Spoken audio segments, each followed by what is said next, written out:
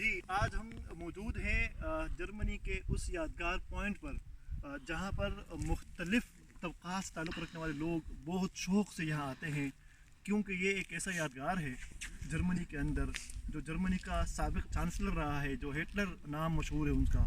انہوں نے مختلف یہودیوں کو، مختلف قسم کے یہودیوں کو، مختلف فرقوں سے تعلق رکھنے والے یہودیوں کو اکٹھا کر کے اس پوائنٹ پر انہوں نے اکٹھا کر کے ان قبروں کے اندر زندہ دفن کیا. اس پورے علاقے کے اندر، پورے رقبے کے اندر 33,000 کے قریب، بلکہ 30,000 کے قریب لوگوں کو، یہودیوں کو، بچوں، بوڑھوں، جوانوں، بزرگوں، نوجوانوں سمیت زندہ دفن کیا. لیکن پاکستان میں اور دنیا بھر میں جو لوگ ہسٹری پڑھتے ہیں ان کو معلوم ہوتا ہے کہ کہاں کون سا واقعہ رہنما ہوا تھا.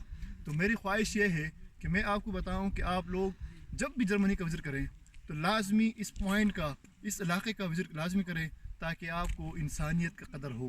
کیونکہ فلسطین میں جو ہو رہا ہے وہ الگ ایشو ہے، جو کشمیر میں ہو رہا ہے الگ ایشو ہے، لیکن آپ کو تب یہ احساس ہوگا کہ یہودیوں کو کیوں زندہ دفن کیا گیا، کیوں مارا گیا. میں اپنے تمام دوستوں کو جو میری ویڈیو دیکھتے ہیں یا شوق کرتے ہیں مجھے لائیو دیکھنے کے لیے، میں ان سے یہ درخواست کرتا ہوں، ہر ویڈیو صرف سبق کے لیے ہوتی ہے تاکہ آپ سبق لے سکو، تاکہ آپ اس سے معلومات لے سکو.